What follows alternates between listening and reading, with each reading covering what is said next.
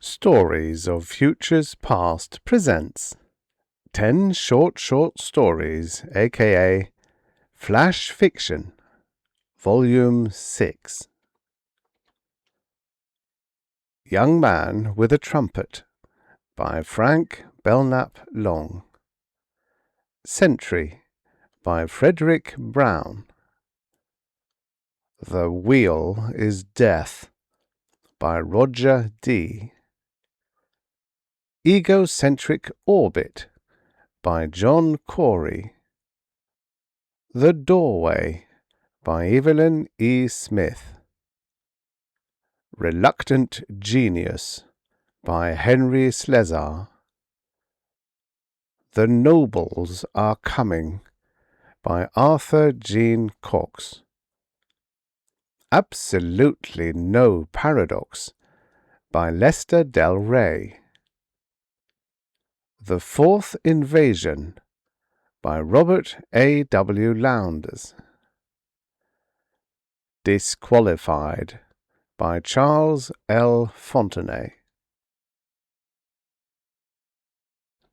Young Man with a Trumpet by Frank Belknap Long. Originally published in Fantastic Universe, February 1956. Narrated by Tom Trussel. When man left Earth forever, the animals still carried on proudly. They knew, of course, that they could never hope to equal the Great One's shining accomplishments. But even the warthog and the lowly cricket were determined to avoid his mistakes and the tragic impulsiveness which had led to his defeat on a battleground of his own choosing. It may seem surprising to some, but what they missed most of all was music. It was more the pity because animals in general have an excellent idea of pitch and can swing and sway in quite miraculous fashion to nature's inimitable rhythms. They finally decided that something should be done about it. So they went into a huddle and came up with an astounding interrogative aphorism. Why not try? The leading spirit in this conclave of daring was, of course, the ass. He stood up on his hind legs and gave vent to a tremendous bray. This was the more remarkable because, unlike his far less intelligent cousin, the horse, the ass has little talent for vocal improvisation.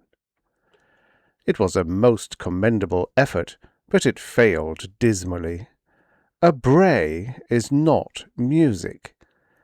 It may have some of the qualities of music, but a single chord, however magnificently sustained, does not make for rapture on a tonal plane.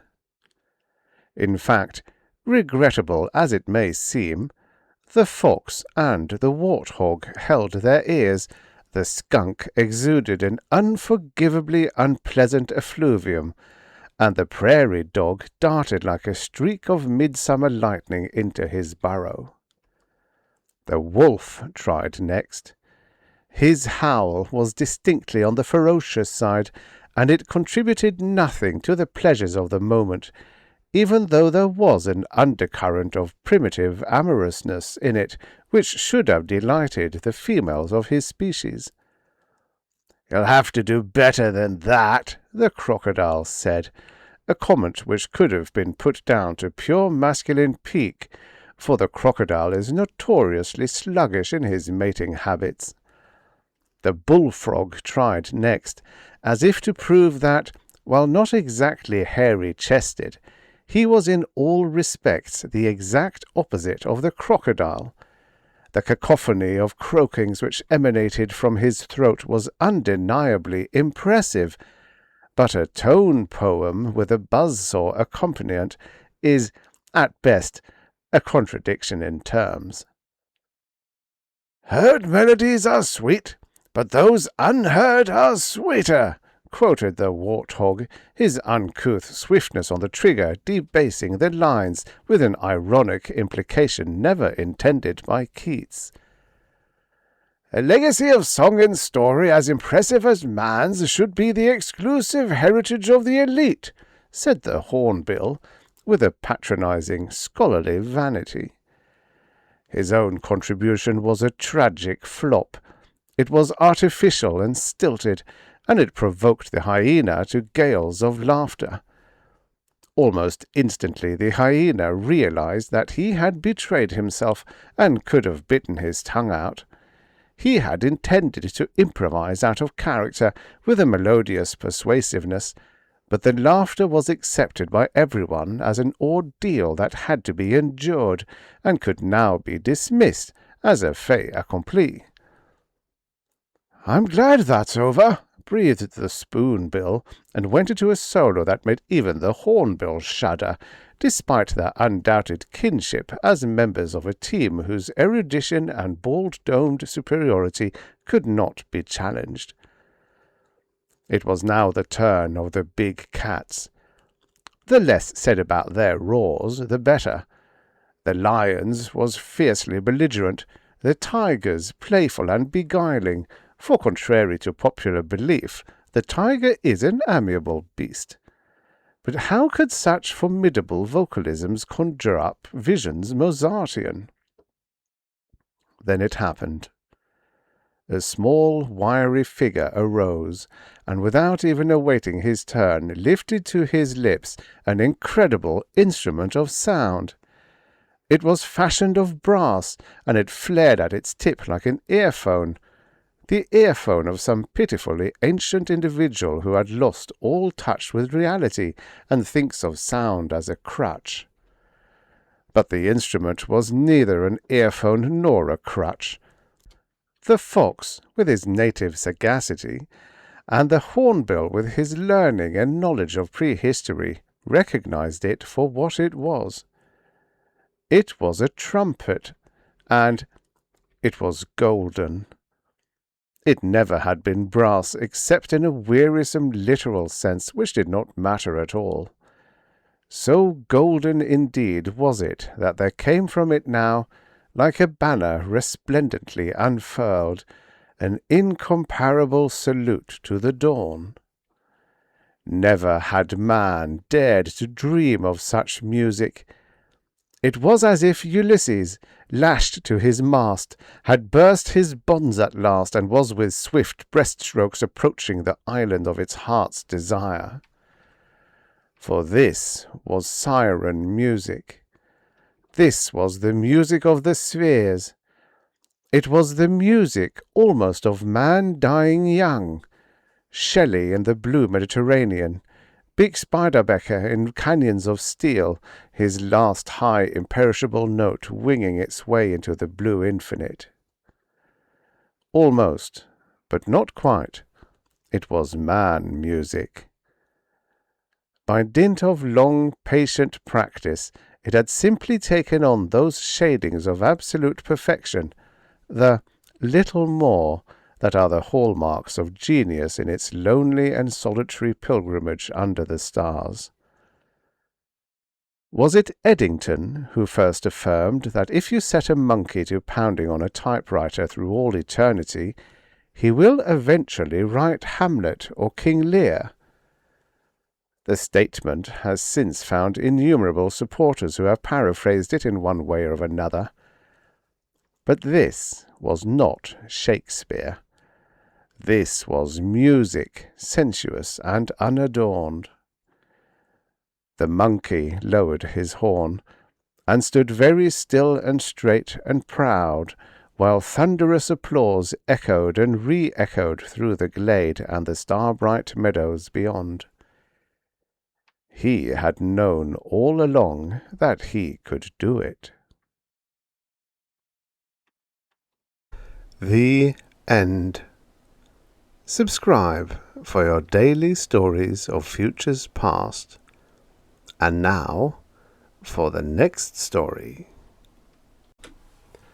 Sentry by Fredric Brown. Originally published in Galaxy Science Fiction, February 1954. Narrated by Tom Trussel. He was wet and muddy and hungry and cold, and he was 50,000 light years from home. A strange blue sun gave light, and the gravity, twice what he was used to, made every movement difficult.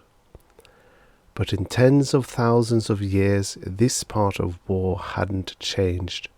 The flyboys were fine with their sleek spaceships and their fancy weapons. When the chips are down, though, it was still the foot soldier, the infantry, that had to take the ground and hold it, foot by bloody foot.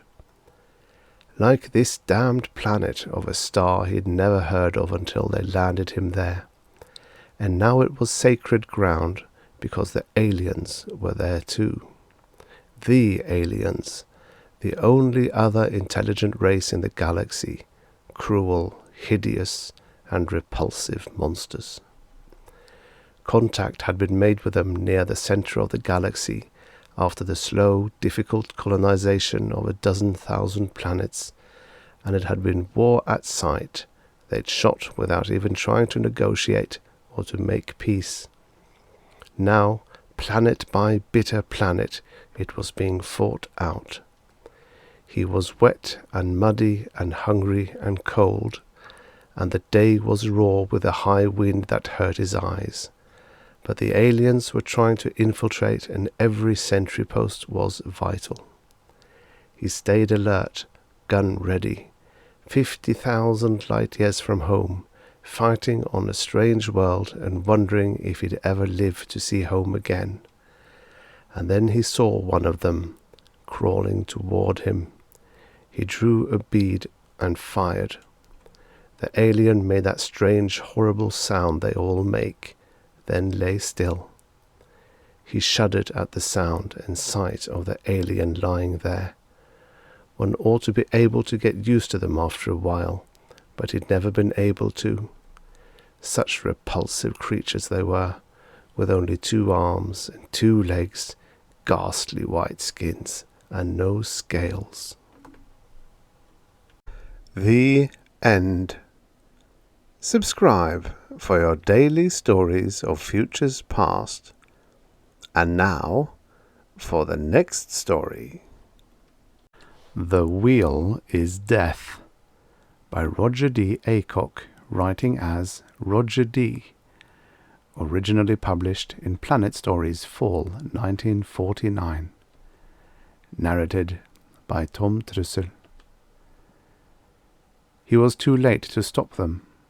Old Calise dropped his upraised arm, and at his signal the 4 naked underpriests flung the bound body of Gorzan over the precipice.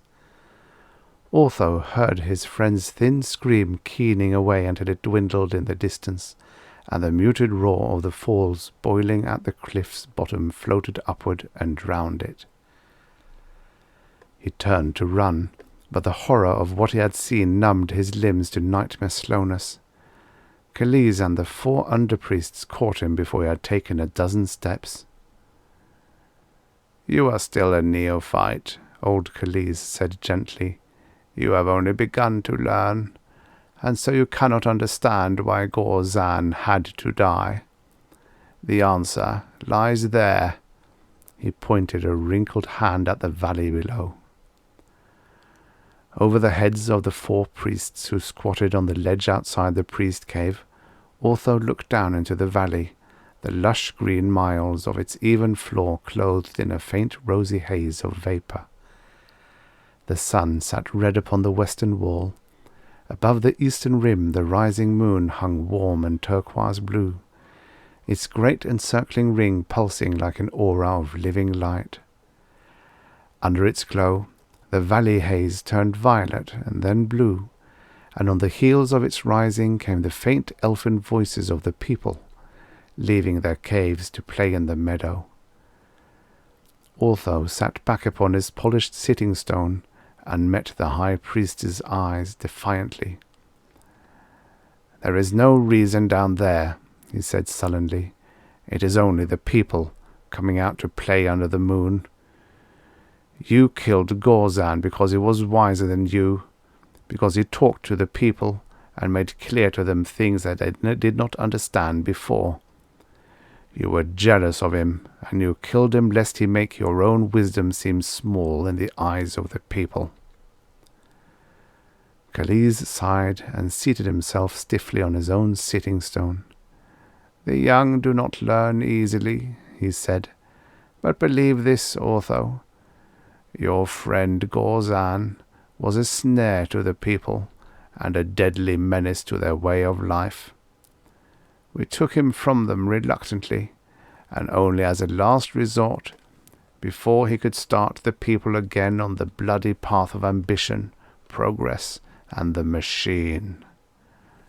Otho cupped his still beardless chin in his hands and stared disconsolately down into the blue-hazed valley where the people played. Empty talk, he said contemptuously. Priest talk. Ambition. Progress. The machine. I do not know the words. There is nothing but the valley and the people, who have always been and who will always be. Your words have no meaning. I have taught these others, Khalise murmured. The blue moonlight pulsed warm across his wrinkled face, made his hooded eyes pools of reflected light.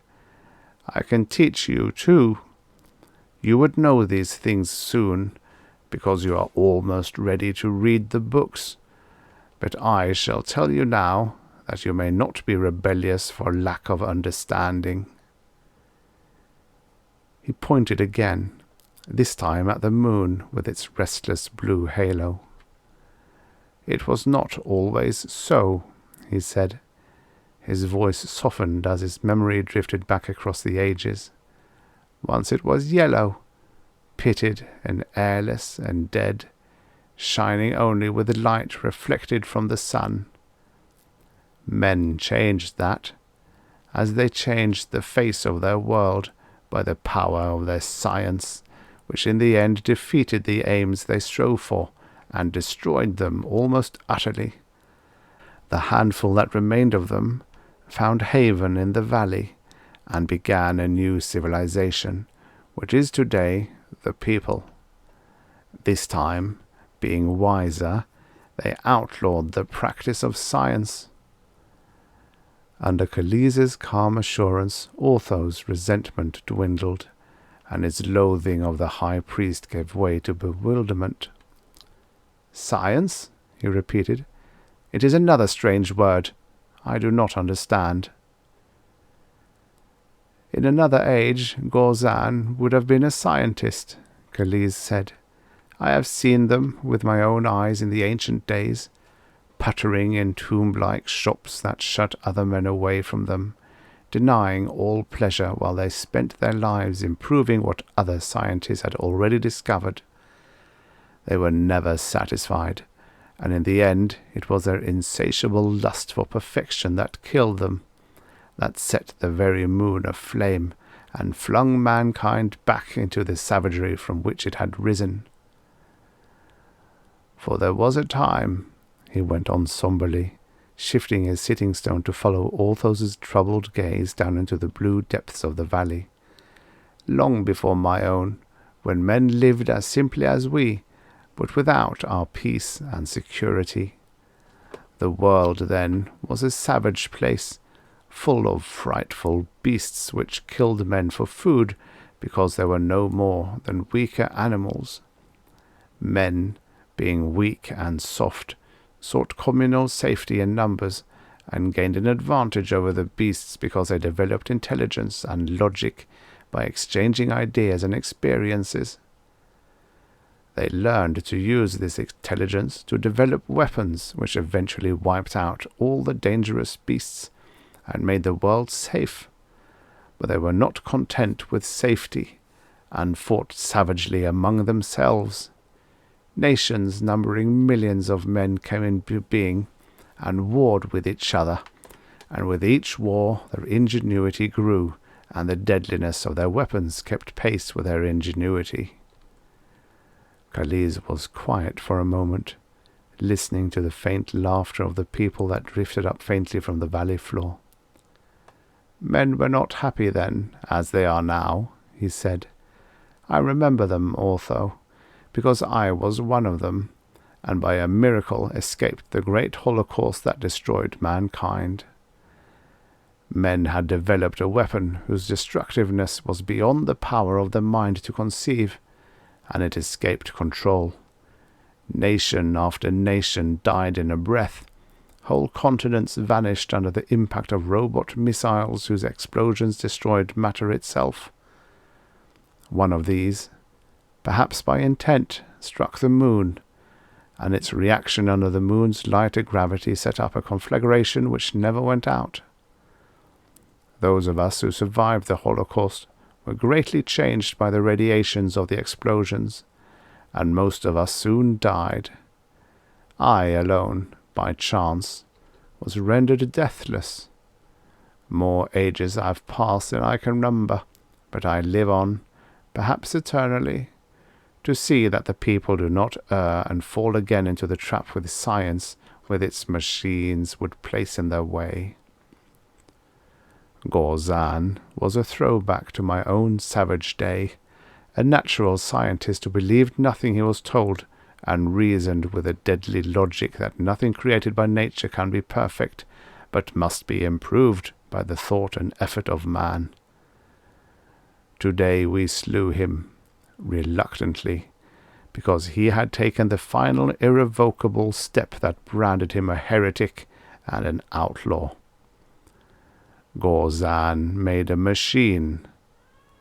He stretched out a hand to Otho, and they rose together, the abashed eyes of the neophyte not meeting those of the high priest. "Come," Khalid said, "and behold the thing with your own eyes. I have kept it intact to convince you beyond doubt of Gorzan's heresy." They went back into the priest cave, past the long tiers of books, crumbling and yellow with age, to stand in awed silence over the thing Gorzan had made. Otho stared, shivering, feeling the cold aura of unsentient alien power that radiated from the machine. It was a crude affair, built upon two wooden shafts that slanted upward to end in a pair of rough handles. Across them were lashed shorter sticks that supported a woven basket. At the forward end was a thin disc made of wooden segments, a little wooden axle running through the center and holding the disc upright between the joined ends of the shafts. Gorzan tired of making 2 trips to his cave with firewood and fruit, old Khalid said somberly. So he created a machine which would carry a greater load than his shoulders would bear. In my own age, the thing was called a wheelbarrow, but the name of it is not important now, because there will never be another. We will destroy it now, and with its destruction we will forget what Gorzan had rediscovered, which is the first principle of the machine that enslaved and then destroyed mankind, the wheel.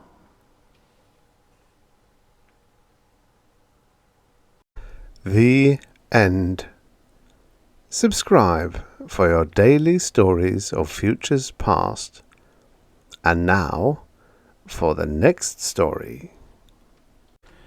Egocentric Orbit by John Cory. Originally published in Astounding Science Fiction, May 1960. Narrated by Tom Trussel.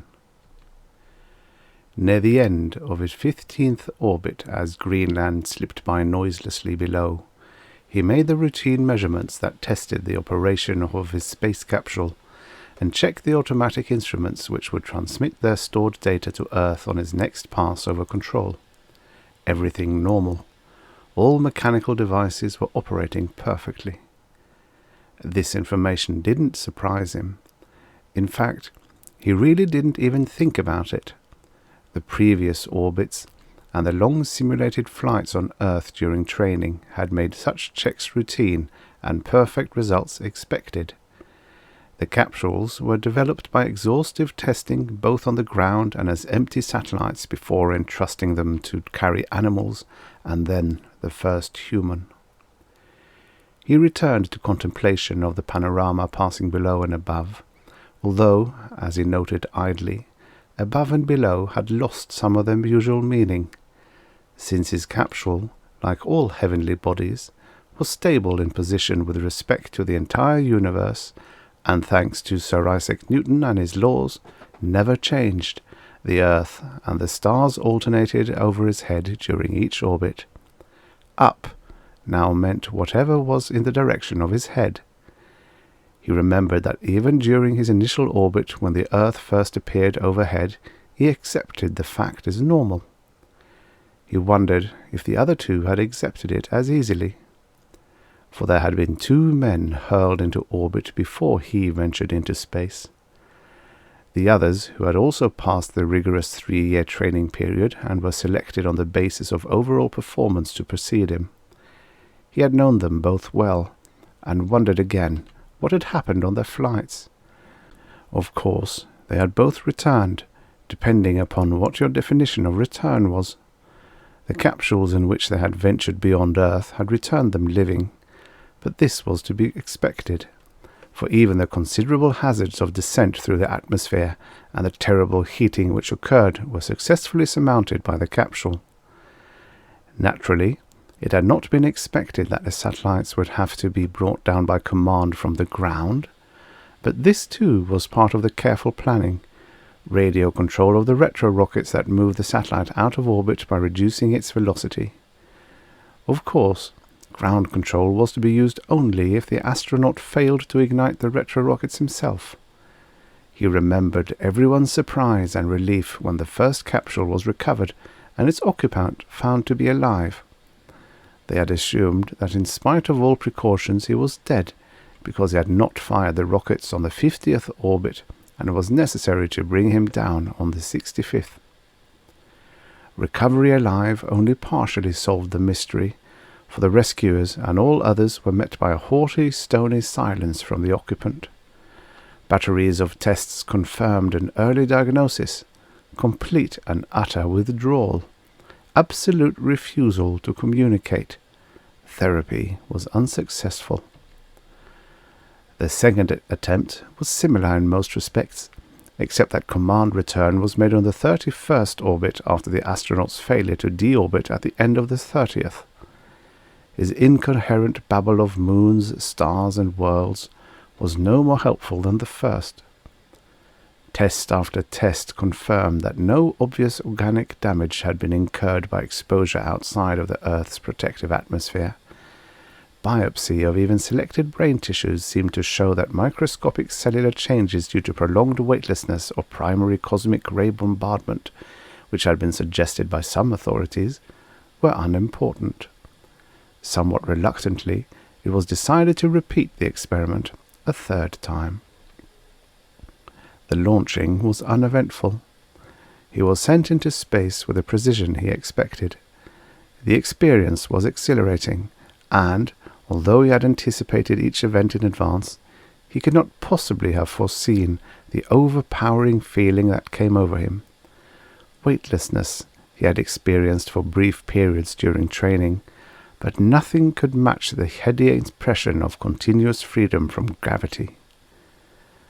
Earth passing overhead was also to be expected from the simple laws of celestial mechanics, but his feeling as he watched it now was inexpressible. It occurred to him that perhaps this was indeed why he was here, because he could appreciate such experiences best. He had been told the stars would be bright, unblinking, and an infinitude in extent, but could mere descriptions of photographs convey the true seeing? On his 21st orbit, he completed his overseeing the entire surface of the planet in daylight. He had seen more of Earth than anyone able to tell about it, but only he had the true feeling of it. The continents were clearly visible, as were the oceans and both polar ice caps. The shapes were familiar, but in only a remote way, A vague indistinctness born of distance served to modify the outlines, and he alone was seeing and understanding. On the dark side of the planet, large cities were marked by indistinct light areas which paled to insignificance compared to the stars and his sun. He speculated about the others who had only briefly experienced these sights. Undoubtedly, they weren't as capable of fully grasping or appreciating any of these things as he was. It was quite clear that no one else but he could encompass the towering feeling of power and importance generated by being alone in the universe. At the end of the 25th orbit, he disabled the radar control of the retro rockets and sat back with satisfaction to await the next circuit of his Earth around him. The end. Subscribe for your daily stories of futures past. And now, for the next story. The Doorway by Evelyn E. Smith. Originally published in Fantastic Universe, September 1955. Narrated by Tom Trussel. "It is my theory," Professor Falabella said, helping himself to a cookie, "that no one ever really makes a decision. What really happens is that whenever alternative courses of action are called for, the individuality splits up and continues on two or more divergent planes, very much like the parthenogenesis of an unicellular animal. Delicious cookies, these, Mrs. Hughes." "Thank you, Professor," Gloria simpered. "I made them myself." "You must give us the recipe," said one of the ladies, and the others murmured agreement, glad to get their individualities on a plane they could understand. "Since most decisions are hardly as momentous as the individual imagines," Professor Falabella continued, "and since the imagination of the average individual is very limited, many of these different planes, or as they are colloquially known, space-time continuums, may exist in close, even tangential relationship." Gloria rose unobtrusively and took the teapot to the kitchen for a refill. Her husband stood by the sink moodily drinking whiskey out of the bottle, so as to avoid having to wash a glass afterward. "Bill, you're not being polite to our guests. Why don't you go out and listen to Professor Falabella?" "I can hear him perfectly well from here," Bill muttered. And indeed, the Professor's mellifluous tones pervaded every nook and cranny of the thin-walled house.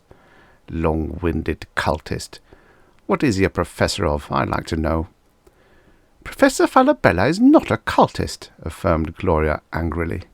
"He's a great philosopher." Bill Hughes said something unprintable. "If I'd married Lucy Allison," he continued unkindly, "she'd never have filled the house with long-haired cultists on my so-called day of rest." Gloria's soft chin trembled, and her blue eyes filled with tears. She was beginning to put on weight, he noticed. "I've been hearing nothing but Lucy Allison, Lucy Allison, Lucy Allison for the past year. You said yourself she looked like a horse." "Horses," he observed, "have sense." He was being brutal, but he couldn't help it and didn't want to. Professor Falabella was only the most long-winded of a long series of mystics Gloria was forever dragging into the house. The trouble with the half-educated, he thought bitterly, is that they seek culture in the most peculiar places. "I'll bet she would have let me have peace on Sunday," he said. "It just goes to show what happens when you marry a woman solely for her looks." He drained the bottle, then hurled it into the garbage pail with a resounding crash. Gloria's shoulders shook as she filled the kettle. "I wish I'd decided to be an old maid," she sobbed. A very unlikely possibility, he thought. Even now, shop-worn as she was, Gloria could have fairly wide range of suitors should something happen to him. She looked sexy, but how deceiving appearances could be. Professor Falabella was still talking as Bill and Gloria emerged from the kitchen. "I believe that it is possible for an individual who exists on a limited plane of imagination to transpose from one plane to an adjacent one without difficulty. Great heavens, what was that?" Something had whisked past the archway leading to the foyer. "Don't pay any attention," Gloria smiled nervously. "The house is haunted." "My dear," one of the ladies offered, "I know the most marvellous exterminator."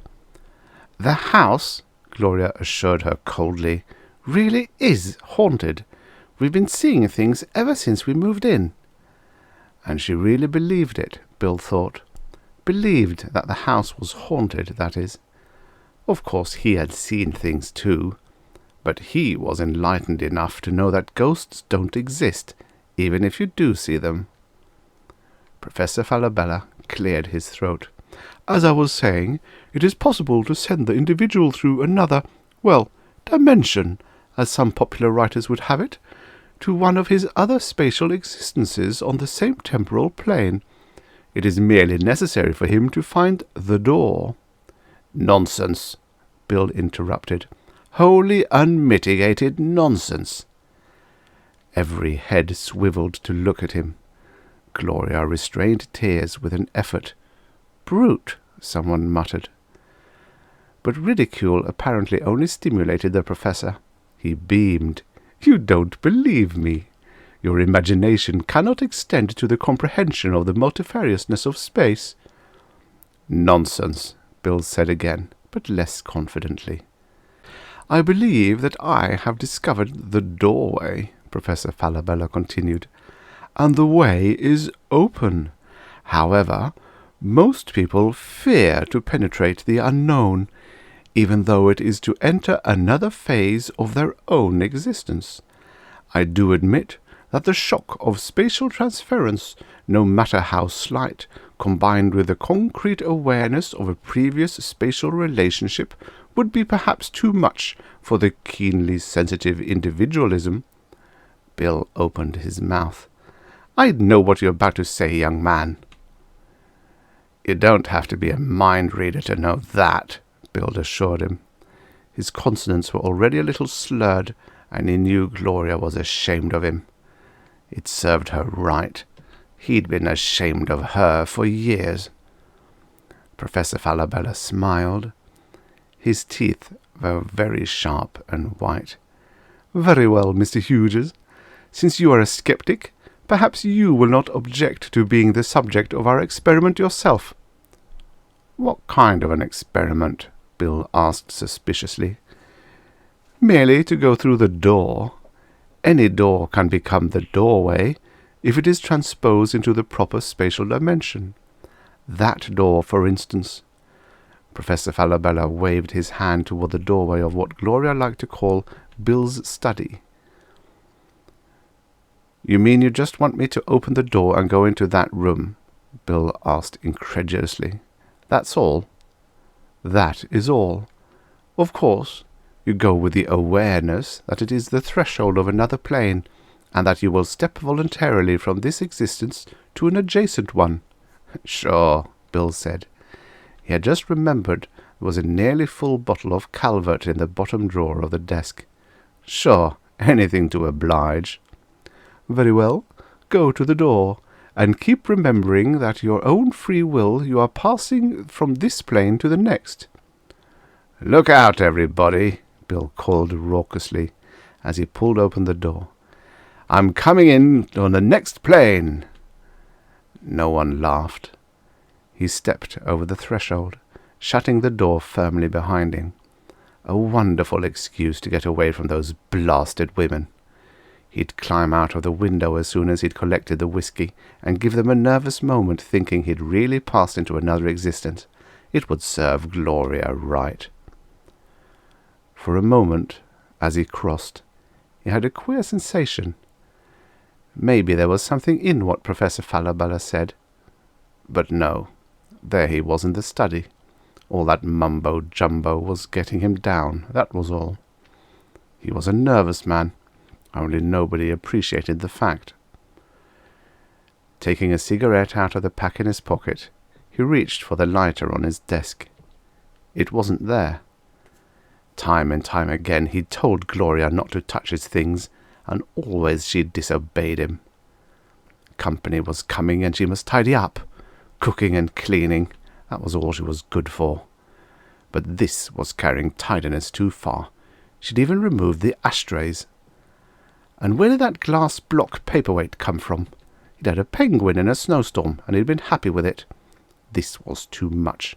He'd tell Gloria off, stealing a man's penguin. He opened the door into the living room and bumped into Lucy Allison. "Don't you think you've been in there long enough, Bill?" she asked acridly. "I'm sure your guests would appreciate catching a glimpse of you." "Why, hello, Lucy," he said, surprised. "I didn't know Gloria had invited you." "Gloria, Gloria, Gloria," Lucy cut across his sentence. "You've been talking about nothing but that dumb little blonde for months." Because of the people in the room beyond, her voice was pitched low, but her pale eyes glittered unpleasantly behind her spectacles. "I wish you had married her. You'd have made a fine pair." Gently, caressingly, the short hairs on the back of Bill's neck rose. "Come back in here," Lucy said, hauling him back into the living room where a number of people who had been enjoying the domestic fracas suddenly broke into loud and animated chatter. "Dr. Hildebrand was telling us all about nuclear fission." "Can't find an ashtray," Bill muttered, seizing on something tangible. "Can't find an ashtray in the whole darn place." "We've been over this millions of times, Bill. You know," she smiled at the guests, a smile that carefully excluded Bill. "I'm allergic to smoke, but I never can get my husband to remember he isn't to smoke inside the house." "Now take the neutron, for example," Dr. Hildebrand said through a mouthful of pâté. "What is the neutron? It is only— What was that?" The wraith of Gloria crossed the foyer and disappeared. Bill took a step forward, then stood still. Lucy smiled self-consciously. "That's nothing at all. The house is merely haunted." Everyone laughed. "Forgot something," Bill muttered, and dashed back into the study. He yanked open the bottom drawer of the desk. Sure enough, there was a bottle of Chenelet, nearly a third full. There are some advantages, he thought as he tilted it to his lips, in having a limited imagination. The End. Subscribe for your daily stories of futures past. And now, for the next story. Reluctant Genius by Henry Slesar, writing as O.H. Leslie, originally published in Amazing Stories, January 1957. Narrated by Tom Trussel. It is said that life crawled up from the slime of the sea bottoms and became man because of inherent greatness bred into him before the dawn of time. But perhaps this urge was not as formless as we think. Buos was chastising Laloi as they sped through the ionosphere of the green planet. But like the airy creature she was, Laloi ignored the criticism and rippled zephyr-like through a clump of daffodils when they completed their descent. "So pretty," she sighed. She flung her incorporeal substance around each flower, absorbing their unified beauty of scent, sight, and feel. Buos shrilled himself into a column of wind to express his displeasure at her attitude. "Stupid, silly, shallow thing," he said. "If the others only knew how you behaved." "And you'll be glad to tell them, of course," she said, extending her fingers of air into the roots of the wind-bent grass. She rolled across the hill ecstatically, and Buos followed in grumbling billows of energy. "I don't carry tales," he replied, somewhat mortified. "But we're here as observers, and you insist upon making this world a plaything." "I love it," she said happily. "It's so warm and green." Buos whipped in front of her angrily. "This is an assignment," he snapped, his emotion crackling the air about him. "We have a purpose here." "Purpose," she groaned, settling over a patch of crowded clover. "How many centuries will this assignment last?" "This world is young," said Buos. "It will take time." "But how long?" she asked mournfully. "Our world will be shriveled and dead before these people have the knowledge to rescue us. Why can't we spend our lives here?" "And leave the others behind?" said Buos stiffly. "Selfish being," he said sadly. "This world cannot support 1/4 our number." "Oh, I know, Leloy said. "I do not mean to say such things. I am twisted by my sorrow." As if to express her self-abnegation, she corkscrewed out of the clover and into a thin spiral of near-nothingness. "Settle down, foolish one," said Buos, not unkindly. "I know your feelings. Do you think I am not tormented as well by the slow pace of these earth things? Crude, barbaric beings like children with the building blocks of science. They have such a long way to go." "And so few know," said Leloy despairingly. "A handful of seeing minds, tens of millions of ignorant ones. Not even first principles. They're stupid, stupid." "But they will learn," Buos said stubbornly. "That is historical fact. Some day they will know the true meanings of matter and light and energy. Slowly, yes, slowly. But in terms of their growth it will seem like a great speed to them." "And in terms of our world," said Leloy, spinning sadly over the ground, "they may be far too late." "No!" In his excitement Buos forgot himself and entwined with the flowing form of the she-creature, and the result was a rending of the air that cracked like heat lightning over the field. "No," he repeated again. "They must not be too late. They must learn. They must build from the very ground, and then they must fly. Then their eyes must be lifted to the stars, and desire must extend them to all the universe." "It seems so hopeless." "It cannot be. Our destiny is not extinction. They must come to us in fleets of silver and replant our soil and send towers of green shooting into our sky, breathing out air." "Yes, yes," Leloy cried pitifully. "It will be that way, Buos. It will be that way. That man-creature will begin with him." Buos floated earthward disconsolately. "He is a dreamer," he said cheerlessly. "His mind is good. He thinks of tomorrow. He is one of the knowing ones. But he cannot be moved, Leloy. His thoughts may fester and die in the prison of his brain." "No, they will not. We have watched him. He understands much. He will help us." "I have seen his like before," said Buos hopelessly. "He thinks and he works, and his conclusions will die stillborn, for lack of a moving force." "Then let us provide it, Buos. Let us move him." "With what?" said the other disdainfully. "Arms of nothing, hands of vacuum, a breeze against his cheek, a rustle in leaves, a meaningless whistle in his ear. Let us try, let us try. This empty watchfulness is destroying us. Let us move him, Buos, come." Faster than the sky-sweeping clouds they flew, over the gently swelling hills, over the yearning branches of the trees, over the calm blue waters of the lakes. Swifter than the flight of birds they came, searching for a thinking mind. They found him at last. He knows," said Leloy. "Only now to say, 'This is so because,' and 'This must happen when,' only to think, to understand." They hovered over his head in a pandemonium of helplessness. They whirled and tumbled and shrilly circled, and then to Leloy the inspiration came. The apple, caught by a sudden gust of wind, twisted from the tenuous hold of the tree and fell to the ground. The man, startled, picked it up. He gazed at it, deep in thought. The End. Subscribe for your daily stories of futures past. And now, for the next story. The Nobles Are Coming by Arthur Jean Cox, writing as Jean Cross. Originally published in Fantastic Universe, October 1954.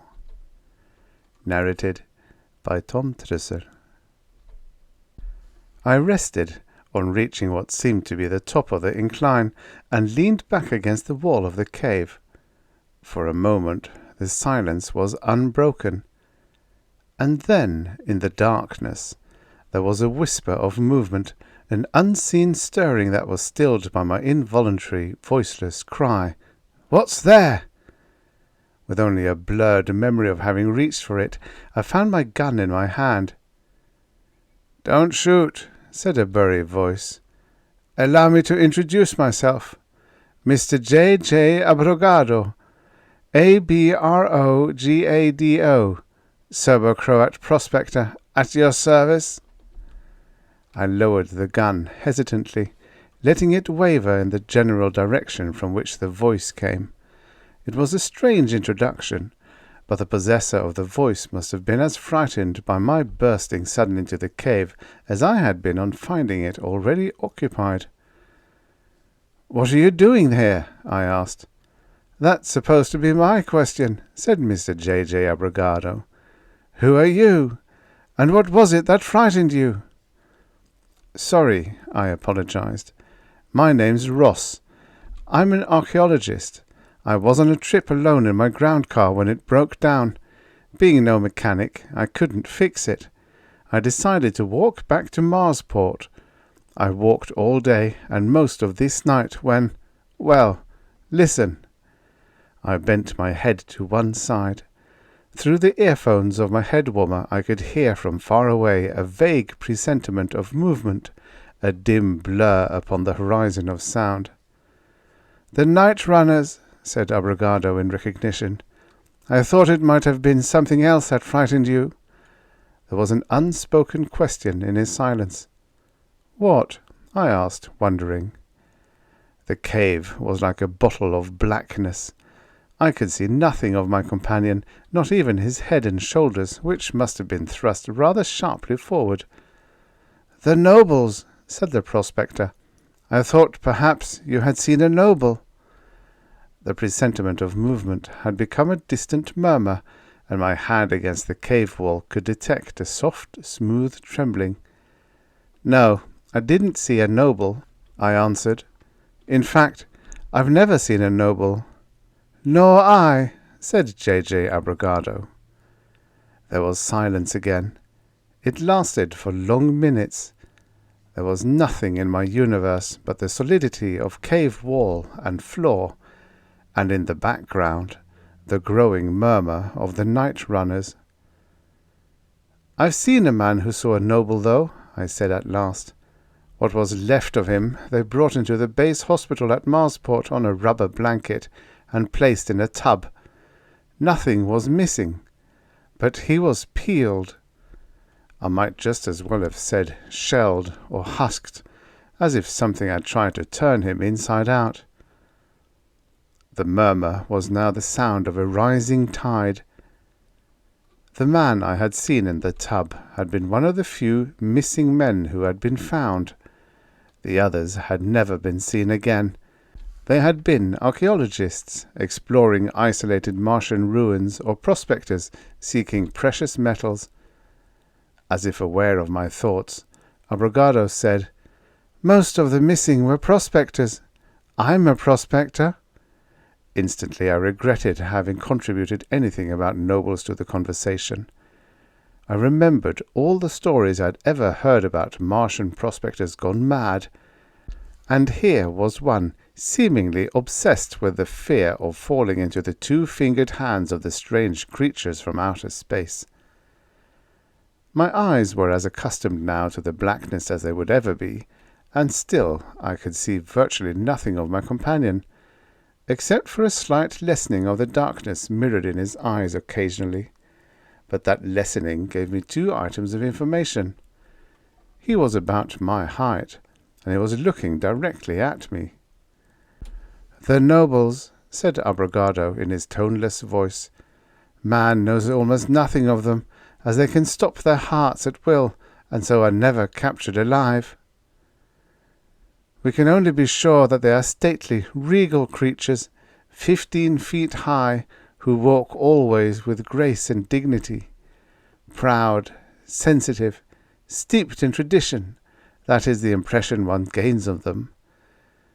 But it's hard to understand how such remote godlike beings whose lives should be devoted to beauty remain continually preoccupied with death. But then, standards vary, and what earthman can say what is truly beautiful, what is truly ugly? Perhaps the nobles evoke strange and sombre rhythms from human diaphragms, play great symphonies of attenuated delight upon the nerves of living creatures." Whatever else Abrogado had to say was submerged in a great flood of sound. Outside, 100,000 ostrich-like creatures were racing madly through the night, their thick legs drumming against the desert sands. The cave was filled with the echoing thunder of their passing. If it hadn't been for them, I would have flung myself out of the cave to avoid sharing for another moment the company of the mad prospector. But nothing could stand before the impact of that terrible explosive migration, which had mystified zoologists for so many years. Actually, I was being needlessly alarmed. After all, I was armed. What did I have to fear from a moonstruck old man? Nevertheless, I had an uneasy picture of him standing near, waiting for the turmoil to subside, his face gaunt and shadowed by a heavy beard. For once I wished I had the noble's ability to see in the dark. Minutes passed while the drumming drained slowly away. "I'm glad that's over," said Abrogado. "I have some questions to ask you. I have been isolated in the desert for many months. You are the first human I have seen for a long while." "Go ahead," I said absently. I was wondering just how the missing prospectors had been trapped. I pictured nobles crouching in a cave, waiting for one of the poor devils to enter. But that wasn't likely. Their bodies were formed of large cartilage-like sections which were too rigid to permit them to crouch or kneel. Physiologically, they had but 2 choices: to draw themselves up to their full height of 15 feet, or to lie flat upon the ground. In reply to Abrogado's questions, I chatted lightly about the new shops and homes and the population figures as shown in the latest census of Marsport. Abrogado asked, "Have you seen the new interstellar ship?" "The stellar missile," I nodded. "Yes, I've seen it. They're still putting the finishing touches on it, painting, insulating, and so on. The existence of the great ship, long under secret construction, had just been revealed to the populaces of the inner worlds. It was being constructed on Mars, as it would be easier to lift from the red planet than from Earth. The nose of the stellar missile was pointed outward in the general, but specifically unknown directions of the home planets of the nobles." "What star is it investigating first?" asked Abrogado. "Oh, a very likely star," I said, considering the evidence. "Sirius." "So it is Mira," mused the other. "I know little of astronomy, but it doesn't seem a likely star to me." I touched the open face of my watch, feeling the hands. I knew that in a few minutes it would be, not dawn, but daylight. Because of its light atmospheric envelope, there is no true twilight or dawn on Mars. The sun just suddenly waxes into brightness in about the same length of time as it takes the glow in a television tube to wane into darkness. And so, in a few minutes, I would see my companion for the first time. "I have an idea," I said, "as to how we can deal with the nobles when we find them." "Yes?" asked Abrogado. "Mind if I sit down?" I asked. I loosened my harness, unbuckled my belt. "Have you heard of J-bombs?" I said, and dropped. Before I struck the floor, my gun-weighted hand had leapt out, and the silence was shredded by a staccato blast of sound. I jackknifed upwards, holding the trigger tight against the butt, emptying destruction into the night with desperate haste. My gun brought its stuttered sentence to a halt. As if a period were being added by the pen of chance, there was the metallic punctuation of a heavy object dropping to the ground. Then, miraculously, the interior of the cave brimmed with radiance, and objects stood out in stark relief. There was a glint of brightness on metal. A gun of strange design lay directly before me, and above me the explosion-pocked body of a noble hung suspended from the ceiling by suction-cupped feet. It dripped blue blood upon the rocky floor, its eyes vacantly staring. The End. Subscribe for your daily stories of futures past. And now, for the next story. Absolutely No Paradox by Lester Del Rey. Originally published in Science Fiction Quarterly, May 1951. Narrated by Tom Trussel. If time travel is possible, then why haven't we been visited by people from the future? But Pete LeFranc found the answer to that. The old men's section of the Arts and Science Club was always the best ordered. The robots somehow managed to avoid clanking there. The greensward beyond the veranda was always just right, and the drinks were the best for 6 counties. Old Ned Brussels touched his glass to his lips appreciatively, sighed in contentment, and waited for some of the other oldsters to break the silence. Finally, Lem Hardy took the plunge. "He did it," he announced, referring to a conversation of weeks before. Then, at the puzzled looks, he amplified. "My grandson, damn it! He's got a time machine. It works. Sent a cat 4 days up, and it came through unharmed." The glass fell from old Ned's hand, bouncing on the floor and spilling good liquor. A robot came forward silently to clean it up, but Ned didn't look at it. 4 days doesn't mean a thing, Lem. Is that kid planning on trying it out?" "He's going to try it next week." "Then for the Lord's sake, stop him. Look, does it work like this?" His fingers slipped over the pencil smoothly, as they had always done when he worked, drafting robot bodies in the old days. A rude schematic seemed to grow almost instantly on the paper. Lem took it, then stiffened suddenly. "Who told you?" "A youngster named Pete LeFranc, and it was 40 years, no, over 50 years ago. Lem, if you like your grandson, keep him out of the machine. 4 days, 4 weeks, they don't mean anything. Time machines don't work, however well they seem to." A bustle from behind them pulled their eyes around. One of the robots was quietly restraining a nervous young man who was trying to break free and join the group. His face was tense, excited, with an odd bitter fear behind it. His words were seemingly cut out of steel. "Told me I'd find him here. Damn it!" "Sorry, sir, you'll have to wait." The robot's voice was adamant under its smoothness. Ned grunted, and then impulse led him to look again. He'd seen the man somewhere. He hunted for it, then dismissed it, knowing that his memory was tricky these days. But he motioned the robot aside. "We don't allow interruptions for junior members," he told the man, letting his voice soften the words. "Still, if you want to sit down and listen, quietly, nobody'll stop you." "But—" "Quietly," the robot stressed the word. The man looked at it, then swiveled to Ned Brussels.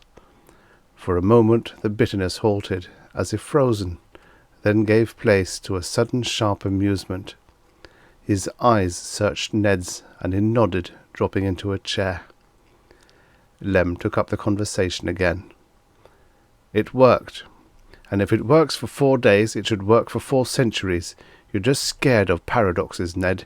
going back and killing your grandfather, or such rot.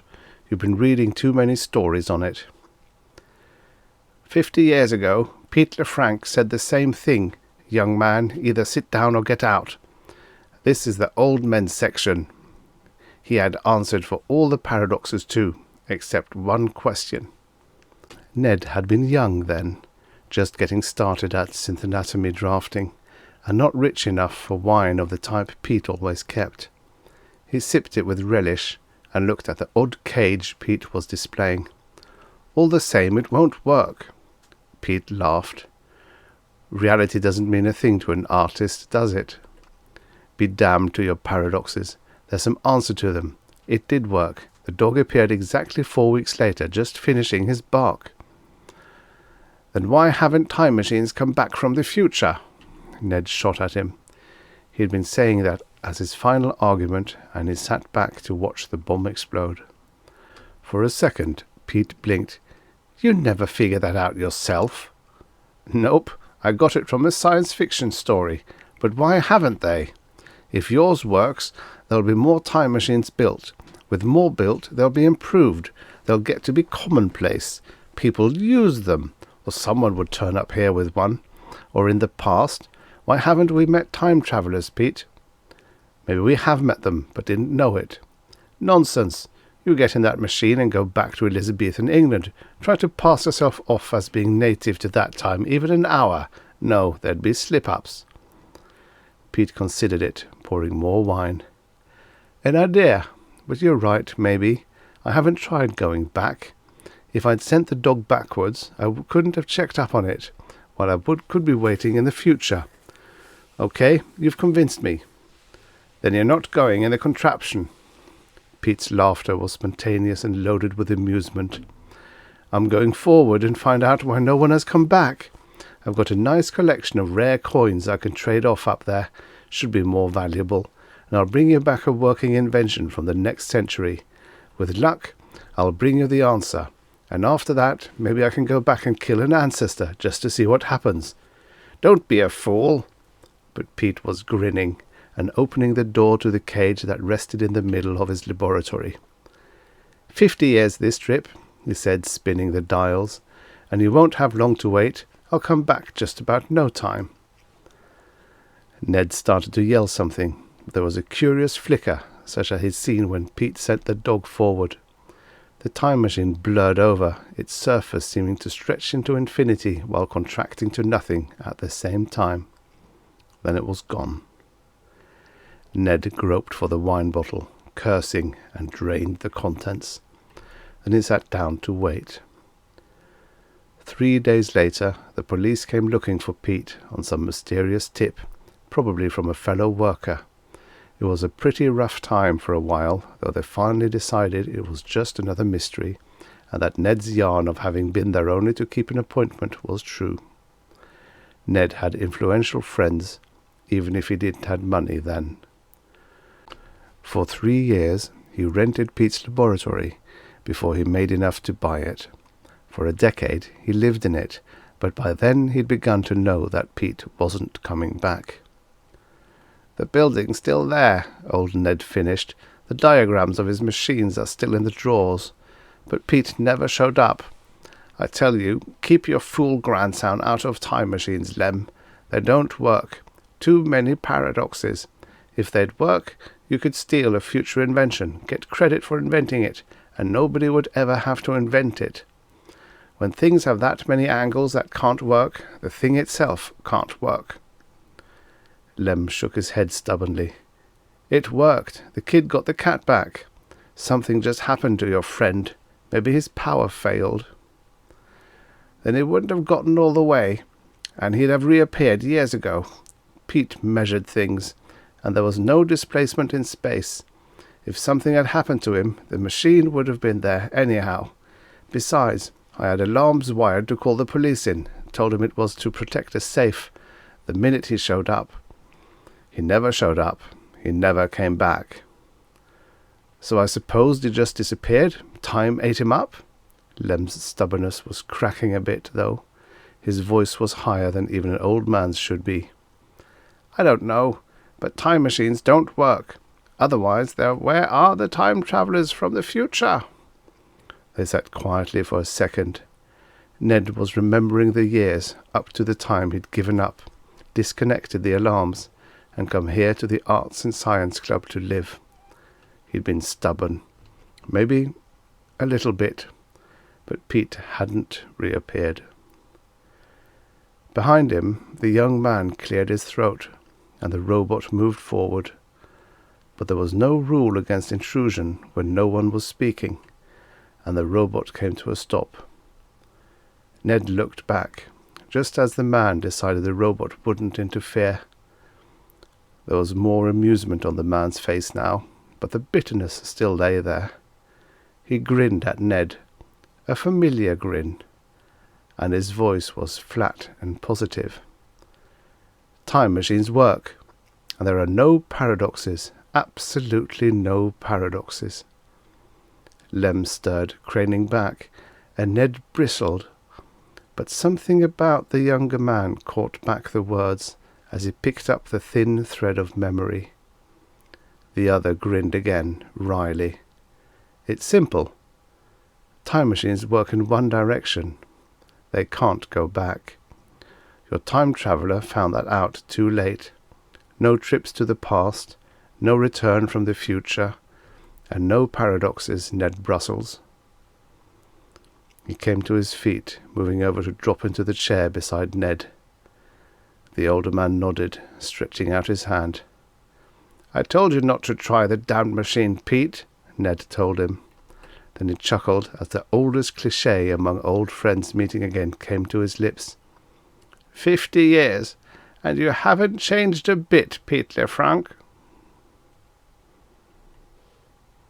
The end. Subscribe for your daily stories of futures past. And now, for the next story. The Fourth Invasion by Robert A.W. Lowndes, writing as Henry Josephs, originally published in Future Science Fiction number 30, 1956. Narrated by Tom Trussel. Dr. Clayton's face was impassive as a marble mask when he turned to young Corelli.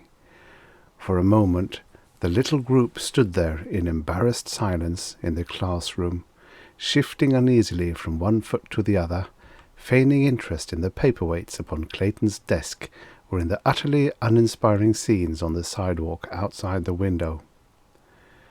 "You say, Corelli, that you saw 3, Martian ships. Can you describe them?" Corelli blinked as he felt the weight of his colleague's eyes boring into him. "I didn't say they were Martian, sir, only that they seemed to be unearthly, and they were not the conventional saucer-shaped things. They acted like saucers skimming across the water. That's what made me think they were genuine. And they didn't seem to be going fast enough so that I'd expect to hear a roar like a jet plane.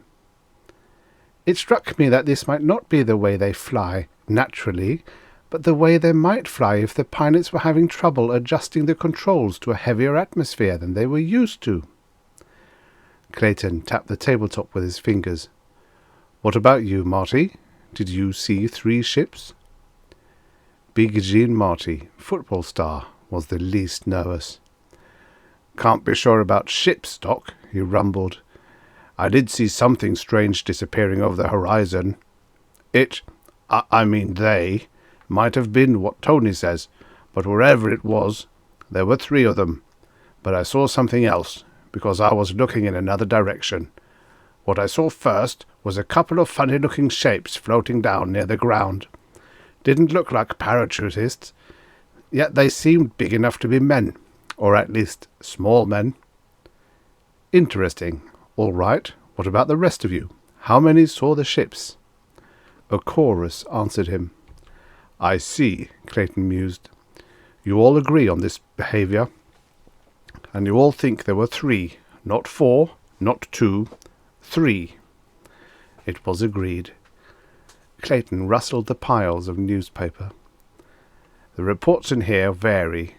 I learn with amazement that you gentlemen seem to have missed completely the spurts of flame that issued from the alien ships, flame which is reported to have set a house on fire, and no one seems to have noticed that the invaders, in descending, glided on huge black wings. Corelli blushed a fiery crimson. "Dr. Clayton," he protested, "we aren't making these things up for popular consumption. We're just telling you what we actually saw. That is, what we saw looked like to us." Clayton nodded. "Of course. That is all people were doing back in 1938 when the Martians landed in New Jersey, at the time Orson Welles presented a radio version of H.G. Wells' War of the Worlds, or when the flying saucer craze first started, or when Fantafilm put on the big publicity stunt for the improved 3D movie The Outsiders, and people saw the aliens over Broadway and heard them address the populace in weird, booming tones. Gentlemen, I am not pleased to find students of this university engaging in such unwanted extracurricular activity as inventing interplanetary scares. I don't think Washington will be amused either." Corelli clicked his heels. "Sir," he said in dignified tones, "I resent these implications. I assume they have been directed at me. At no time have I talked about this to reporters or in any way engaged in what you accuse me of. If you want my resignation from this school, you may have it." "Really? You think that an air of dignified innocence will undo the damage done? I am well aware of your experiments with the Y-wave, gentlemen, and it was on the Y-wave that the messages came. You may be interested to know that the number of lives lost, the property damage, the business losses due to the panic have not yet been fully determined, but it makes the hysteria following the Fantafilm hoax very small potatoes by comparison. You may withdraw now, gentlemen. This affair will be discussed at greater length later, regardless of what the FBI decides. I had hoped that the main culprit would try to save unwitting accomplices for a measure of grief. That is all." The 7 students left Dr. Clayton's office in record time. Professor Elton rapped the table for silence. "Gentlemen," he began, "Dr. Clayton and I both extend our sincere apologies." He smiled wanly. "Of course, that does not exonerate anyone from the charge of gullibility. But Harvey Gale's confession have been fully confirmed by the FBI, and you and this university have been cleared. The public knows now that your testimony helped lead to the facts in the case. To me, the most interesting feature of this business is the fact that Gale was able to put over this hoax, despite the fact that the public had been taken in 3 times before. The Orson Welles scare rode on a wave of war hysteria. The flying saucer craze followed World War. The Fantafilm hoax came when the world was still in dread of sudden bombings. But the Gale hoax, what can we call it, but what is loosely known as the continuing gullibility of human beings? We trust that this demonstration you have just observed will help you to remember that while seeing may be believing, it's wise not to believe until it has been established just what you saw." In his private office, Dr. Clayton leaned forward over his desk.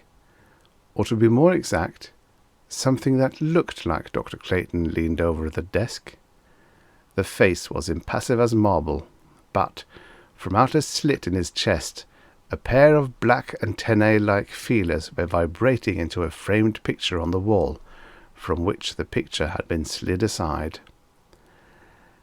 "Landing safely effected. Brief panic when several terrestrials sighted ships. All clear now. Full report containing details on latest successful persuasion of Earthlings that Martians or other aliens are imaginary will follow." From the speaker beneath the desk came sounds of gasps, heavy breathing, then shuffling footsteps. Clayton pushed the picture back into place, then took off the skin-painted vest he wore, with a flat box on its inside. He snapped a switch on the side of his desk. "There, now they can't hear, if any are still hanging around." Professor Elton looked at him bewilderedly. "I don't get it. After all the risk we went to convince the public that there ain't no ghosts, as the old saying goes. You arranged to have students hear you going to a report to the home planet act, and you use a code they all know. What's the point in undoing it? Clayton nodded. It looks somewhat mad, doesn't it? Well, the psychology team was sure of the necessity. You see, more and more humans remain unconvinced each time one of these hoaxes are exposed. The unconvinced are sure that something fiendish is going on beneath the surface, that the authorities, all kinds from civil to scientific, are engaged in a vast cover-up. We can't prevent this belief. We don't know how to keep it from spreading, so the alternative is to direct it. Elton nodded slowly. I can see possibilities along that line, but just what direction was this supposed to kind of bring about? Why, obviously, if a large-scale invasion from Mars is imminent, and this is the belief that we're all catering to, then it follows that the invasion hasn't already taken place. The two of us, and Harvey Gale, will disappear shortly in one way or another, and gradually public cries for effective planetary defense will mount. You know who will direct the defense. The end. Subscribe for your daily stories of futures past. And now, for the next story. Disqualified by Charles N. Fontenay. Originally published in If Worlds of Science Fiction, September 1954. Narrated by Tom Trussel. If Saranta wished to qualify as one who loved his fellow man, he should have known that often the most secretive things are the most obvious. After the morning inspection tour, Tardo, the Solar Council's planetary aid agent, and his companion Pio were taken to the castle which stood on a hill overlooking the area. Tardo and Pio were entertained royally at luncheon by Saranta, their host, who appeared to be the wealthy overlord of this portion of the planet. The meal was delicious, tender, inch-thick steaks served with delicate wine sauce and half a dozen of the planet's exotic vegetables, topped off by a cool fruit dessert. My recommendation will be of considerable importance to you, said Tardo as they ate. If it is favourable, there is certain technical aid aboard ship, which will be made available to you at once. Of course, you will not receive advanced equipment from the Solar Council until there is a more thorough investigation. I'm afraid our culture is too simple and agrarian to win your approval, said Saranta modestly. That isn't a major consideration. The Council understands the difficulties that have faced colonies in other star systems. There are certain fundamental requirements, of course. No abnormal religious practices, no slavery. Well, you understand what I mean. We really feel that we have done well since our ancestors that is, colonized our world 1,000 years ago, said Saranta, toying with a wineglass. A smiling servant filled the glasses of Tardo and Pio. You see, there was no fuel for the ship to explore the planets in the system, and the ship just rusted away. Since we are some distance from the solar system, yours is the first ship that has landed here since colonization. You seem to have been lucky, though, said Pio. He was navigator of the council ship, and had asked to accompany Tardo on the brief inspection trip. You could have landed on a barren planet. Well, no, the colonizers knew it was livable from the first exploration expedition, said Saranta. There were difficulties, of course, luxuriant vegetation, but no animal life, so he had no animals to domesticate. Pulling a plough is hard work for a man. But you were able to solve this situation in a humanitarian way? Asked Tardo, peering at him keenly. That is to say, you didn't resort to slavery? Saranta smiled and spread his hand slightly. Does this look like a slave society to you? He countered. The colonists were anxious to cooperate to make the planet livable. No one objected to work. It is true, we have seen no slaves, that we know about, said Tardo, but 2 days is a short time for inspection. I must draw most of my conclusions from the attitudes of you and the others who are our hosts. How about the servants here?"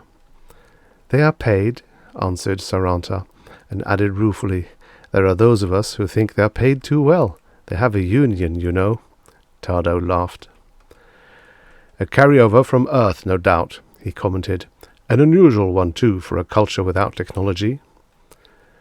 When the meal was over, the two men from the ship were conducted on a tour of the area. It was a neat agricultural community with broad fields, well-constructed buildings, and a short distance from Saranta's castle-like home, a village in which artisans and craftsmen plied their peaceful trades. Pio tried to notice what he thought Tardo would look for in such a short inspection. The council agent, he knew, had had intensive training and many years of experience. It was hard for Pio to judge what factors Tardo would consider significant, probably very minor ones that the average man would not notice, he thought. Tardo had seemed most intent on the question of slavery, and Pio looked for signs of it. He could see none. The people of the planet had had time to conceal some things, of course, but the people they saw in the village wore a proud air of independence no slave could assume. Saranta apologized for their having to walk, explaining that there was no other means of transportation on the planet. And, without transportation, you can understand why we have not been able to develop a technology, he added. We hope transport will be included in the first assistance you will give us. Tardo asked about the fields. I see there is no one working them, he said. Is that done by the villagers? Our labour supply is transient, answered Saranta after a moment's hesitation. The labourers who will work our fields, for a wage of course, are probably in the next town or the one beyond it now. Alpha Percy was sinking in the western sky when Tardo and Pio took their leave of Saranta and made their way down the road toward their planetary landing craft. It looks like a good world to me, said Pio. If tomorrow's inspection is as satisfactory, I suppose you will recommend the beginning of technical aid. There will be no inspection tour tomorrow, and I shall recommend against aid at this time, replied Tardo. I've seen enough. Why? Asked Pio, surprised. There are two classes of people on this planet, and we've seen only one, said Tardo. Those we have seen are freemen. The others are no better than animals. We give no aid that helps men tighten their hold over their fellows. If you haven't seen them, how do you know there is another class? Demanded Pio. There is no evidence of any such situation. The evidence is well hidden, but if you think your stomach can take it now, I'll tell you. If you remember your history, colonizing ships 1,000 years ago had no space to carry animals along. They had to depend on native animal life of the planet, and this planet had none. Saranta said that, but I don't see... Those were delicious steaks, weren't they? Remarked Tardo quietly. The end. Subscribe for your daily stories of futures past. If you like this sort of human read narration, please consider becoming a member of the channel. Members not only get rid of some of their unwanted money, but also may access the stories a whole week before everyone else. And that's it, really. Oh yes, the stories are and will remain AI free. And free of charge, of course.